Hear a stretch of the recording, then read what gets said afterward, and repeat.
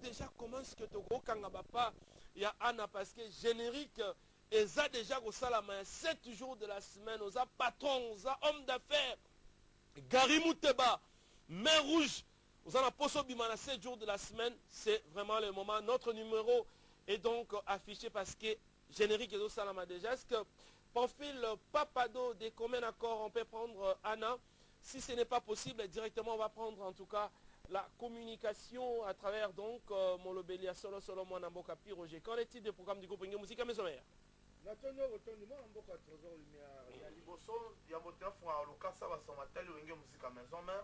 Son Excellence Monsieur l'ambassadeur de la paix, mwana mboka Werason, aibisi na mwana mboka Roger na kwa kolekisa malaba maeboyi donc asengi bolimbisi na ba fanatique baso baiboyaki baike mokoma poso moleki na kermas poto na la zamba playa wapi esika bosengeli komona alanga nzembo na bino ya talo mwana mboka Werason vraiment soki bomonaki ete ezalaki pena na ebiangamelo ya bakulaka ya mboka to bakonzi ya mboka mwana mboka Werason abiangamaki na lombango mokoma vendredi akenda mboka mwanda wapi esika akendaki kobeta mindule na tina ya milulu misangaki kuna bofungoli yoko cité monene esangaki kuna na mwanda na miso ya tata mokonzi kuma ekolo pe na bakulaka banso bazomaki kuna donc mwana mboka Werason abetelaki bana mwanda mokolo wa samedi o moleki ndenge toza koloba ngana oyo mwana mboka Trésor Lumière mwana mboka Werason pe etukuluku ya balanga nzeo baye banso basi bazongi mboka yomba Kinshasa bamiel de son batade de montre kile bayimboka banso Olivier Beboalotin baza awa deja na mboka yomba Kinshasa kasi lokola wenge musika maison ezali équipe nationale ya mindule ya mboka Congo oyo ebiangamaka na bikolo bike donc wenge musika maison eza kaka ya Kinshasa te ya Congo te donc na ngonga oyo tozoloba na bino donc ba miel de son ba Olivier ba tade de montrikile ba Eboalotin balanga nzembo nyonso wenge musika maison ba papi kakol baza kokanga mikumba ya bango po lobi na tongo bazozwa mpepo mpona kokende na mboka Zambie donc lobi bazokende mboka Zambie Trésor Lumière bakobeta mokolo ya vendredi pe mokolo ya samedi na Zambie nde bakokoba na milulu misusu kuna donc soki nzambe asalisi biso nakanisi wenge musika masoma ekosuka na Zambie te bakoki kokoma kino na bakenya wana ti bisika bikolo bike bizali koluka komona mwana mboka Werason mpe miziki ya wenge musika masoma do bafanti osali kosimba lobi répétition ezala te pamba te orchestre okende mobembo na Zambie donc lobi ekende Zambie babeta vendredi pe samedi donc na matali mindule tosali kosimba 7 jours de la semaine yango wana eza koya donc maso masili mwana mboka Werason si asisi koyemba sikoyo balanga nzembo basisi kokota mpe mingongo ya bango etikali oyo tolobaka mabanga donc mabanga so ozali homme d'affaires oza mbokulaka oza mutu munene olingi oyebana olingi ozala lokola bakrevi futila liyebo lokola badidi kinwani donc lokola Gary Mouteba donc so olingi babwaka yo obima na 7 jours de la semaine donc ozaka mutu okota contact na Trésor Lumière to pe okoti na contact na plus 243 9 98 12 30 62 plus 243 9 98 12 30 62 obengi nde tokokomisa maloba mayo epai ya mwana mboka Werason sombele suka bisanga mpona bosuka bimbwale maloko suka Kinshasa mwana mboka Trésor Lumière. Roger, ça c'est du professionnalisme. Tu as été toujours professionnel. Merci beaucoup. Puis Roger Mwanamboka, je pense qu'on peut conclure avec vous, hein, quelques remerciements. En tout cas, la la télévision. En tout cas, pour la aussi, c'est moi Mikolo Ngai, donc Nazama Sesebaï qui nous a souci à taille là tu soutani kokantate et kobik sabomoina yo et kobomayoka kokobe la tension souci à taille là ta soutani kokantate et kobik sabomoina yo omoni mondoki atolo kotiango na kati ya ecclesia kobanza te kobongola motema ekobikisa ekoboma yo nde donc napesi mbote na ngai epai ya le vieux sage le bouclier ve na ngai bubul yondela number 1 na masolo etali bagardinage na mboka Congo bubul yondela napesi mbote ve na ngai napesi mbote pa ya Guilain ado ya bisengo nouveau marié na Las Vegas azotala biso Marius Baende ve na ngai bokulaka napesi mbote Raoul Itono le prince de diamant na Kavu bazosomba ba diamant bambote na yo nabosani te ya papi mvula mpe nanga dede mopasa mot de passe nazopesa mbote na ye moko Dr Ig Malongi le fidèle de Werason Dr Ig Malongi ya sele luka na Bukavu tobosani te Captain Stani babi nous vivons l'époque de Captain Stani mikolo yenda semi masolo et Darion Toto bajiga tobosani te Roli Ibuka Dicap somene suka bisana topesi mbote na masalanga Thomas Kadafi na Kabamba. Merci Pierre Roger. Merci Pierre Roger en tout cas pour les professionnalismes, toutes ces informations. Oyo Pesarabi se sera bien. Papi, le prince, de retour. On est en train d'attendre ce que Papi le prince va ajouter parce que moi en Mboka et l'Arabie Saoudite n'a pas Kanjawa Makasi wana. Parce que Papi le prince est là Sony.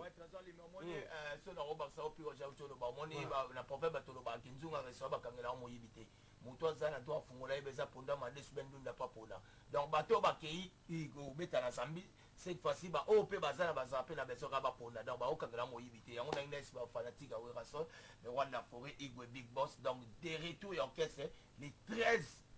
août donc tout ça bongo vraiment na village Vodacity vraiment dans les que ba maman surtout ba déclarer pour le roi de la forêt ba comprendre que Werason le roi de la forêt ça moto o ida vraiment donc boka aza moto alinga ko pesa ba donc partout tala bato bazar na moi pas ça qui a pesa et puis Werason aza moto mo yango tala ki batu tellement fiki ne bandaki bazokoma kaka te ba mama bato basali ba regretter ba bino il faut Igwe le roi de la forêt ya kosonga yango le roi de la forêt bino bisa ba fanatique nyot tout balinga ka vraiment partout na kati ya Kisasa dans les traits aux abons na kati ya fiki boya vraiment ebele na Vodacity boya ko découvrir bonne musique pour comprendre avant goût il y a 7 jours de la semaine et puis le 20 août toke bongo na Bob City toza toujours na kati toujours na Fikine toujours na kati ya Fikine vraiment boya vraiment ebele pour savourer bonne musique ya village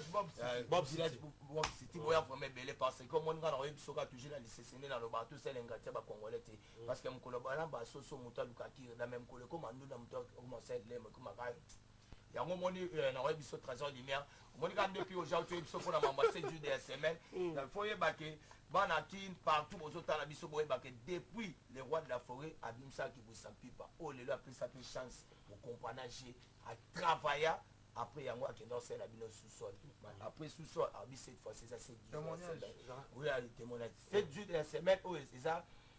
et le comment à lobby vraiment azolinga à faire démontrer vraiment na public autour et linga ka ba comprendre parce que biloko ya kobimisa wana eza niveau vie parce que bato tout ba reçoit chance ya kundima ba kota tous les concerts na biso ba répétition na biso ba reçoit des chances ya reçoit moi extrait on va comprendre parce que ça ba chanson msunga moto mata on a kenda ka répétition na yo qui n'arrive na kana na zongi na bangi pour mon ba chanson msunga na ke muta koyo ka première chanson ka ba manyo to ba teka na somba zida ba bongi pour mon deuxième chanson pena mutazo malada mamba pena bazumi et on a dit que Werason c'est l'homme qui contrôle les territoires du Congo systématiquement d'être un pouvoir extraordinaire capable de gamer malade parce que les rois de la forêt batu bakoza atana kata mamba imo soka koti malade sana 2 ans so batu ni nina ngwezo yote Werason na eso malade fungola tala mo asu amen zo comprendre boya boyoka ba mission na bino boyoka ba double revolver nde ba koyemba ba titi mufuta boyoka ba miette de sonne ba ganga ba komba ba papi ekimbada boyoka penda ba tade boyoka ba rivière ba mission na bino nyoso tu boyoka ba animation o esenga penda ki zene sanité te boyoka penda ya lobe ba bimi abeti manu animation ba tunyo tu ba sai na kata brasa bi ba fungwa makei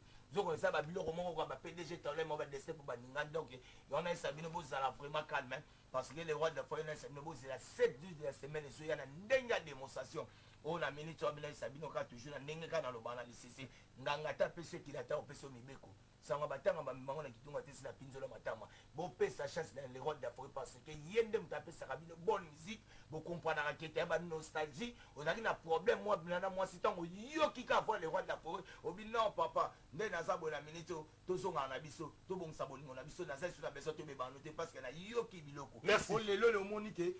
kermesi eye na kati ya zamba playa na minute oyo la zamba playa na minute eza ya koyinda bamama neli babimisi so comprendre ke bato bazoya me balelaki ke le roi d'affaire ya kosepelisa public tellement que biso zomoni non je pense que Piro Jean avait parlé tandis à grave et puis biso des aba contrat monsieur eza pena ki bofandi boboni bato ki pas trésor numéro ki pena ba babengi voilà eza ba démonstration merci poko benga bongo eza pena na eza nga c'est pas donné à tout le monde pena ba patrimoine ya mboka ifo oyoka mpenza ke équipe nationale te kenya wana esesika todefanda mboka mpo omoni ke yo okenda bapoto oza kuna ozalaka na bango okenda na bamiere deso okenda na bamisien nyonso okenda na bavemoni bato nyonso omoni ke ntango bokendaka concert osantaka ke le roi d'afrique bimisaka drapeau ya mboka sodefanda mboka omettre clause vraiment d'abord na profite na remercier mama na biso azolanda biso na niveau états-unis mama na biso sylvie mpata na paster mpo nayebi ke akendaki mwa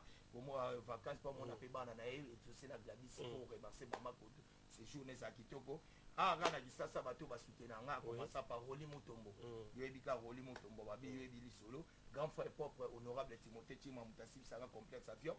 grand prêtre maire double passeport diplomatique Rachel Molipa pourquoi pas na papi Bayende Kola Mbongo pourquoi pas na ya José Boule pourquoi pas na grand frère nanga o na pesa kombo o na komo benga mon fils ya Willy Moshe na robo sanité empereur JP Lumbala yebi lisolo bato balinga papi les princes musala ya ngwana se bimaki au comprend démonstration que les rois de la forêt nous devons raconter où est son état la lumière de la musique africaine parce qu'il a apporté un coup de projecteur. Merci en tout cas Papi les princes. Je pense que ce duo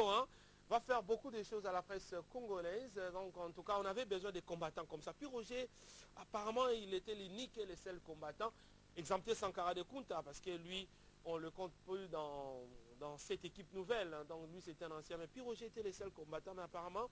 Papi le prince, en tout cas, c'est aussi un combattant. Le duo, en tout cas, je vous souhaite bonne chance pour l'avenir. Merci beaucoup, merci beaucoup. Donc, grand merci comme ça. Gary Mouteba, mer rouge, nous vivons l'époque d'un leader à Kanfoufou. Gary Mouteba, mer rouge, au Boroyoka, à 7 jours de la semaine. Merci beaucoup. Grand merci à Grévi Foutila Liebo, Zolo Amwa Singam Fumwa, le cœur de Malilin Zumba Foutila Liebo. Zolamboa Singamfumbo qui suit cette émission. Grand merci comme ça en tout cas à Hervé Mankenda des Young Boys de London qui nous suit à Londres et Diane Balimo à Leicester qui nous suit en Angleterre. Nous allons prendre maintenant en tout cas cette danse. Retenons déjà les pas de cette danse parce que 7 jours de la semaine arrivent. Je pense que Anna sera donc la danse phare ou sera parmi les danses phares de cet album. 7 jours de la semaine. Question pour nous de bien aménager ces plateaux, recevoir Miel de Son. Pourquoi est-ce que Miel de Son ne respecte pas le chef qu'on a élu au sein du groupe Wenge Musica Maison Mère? Les réponses, c'est donc tout à l'heure avec Miel de Son, parce qu'il y a beaucoup de questions à poser à ces grands guerriers double revolver, tenant du titre, un notable au sein du groupe Wenge Musica Maison Mère. Tout en respectant nos us et coutumes, personne ne peut se passer de cet évangile prôné par la luminosité de la presse congolaise. Je suis véritablement un modèle. Sans trop de commentaires, allez, respect.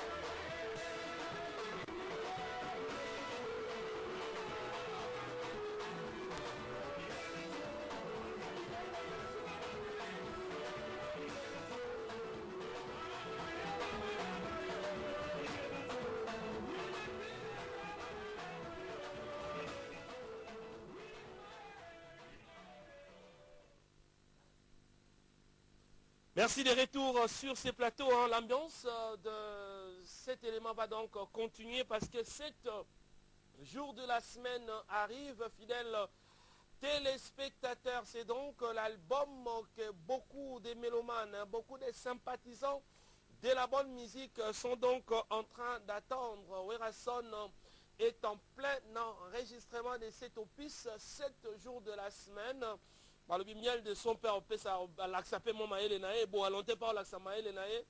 Donc, dédicace, bandi, Gary Mouteba, Mère Rouge, l'homme de Kamfoufou. Par le on ne sait jamais, soyez le roi de la forêt. Aroya Nengenini pour la Gary Mouteba, Mère Rouge. Donc, grand merci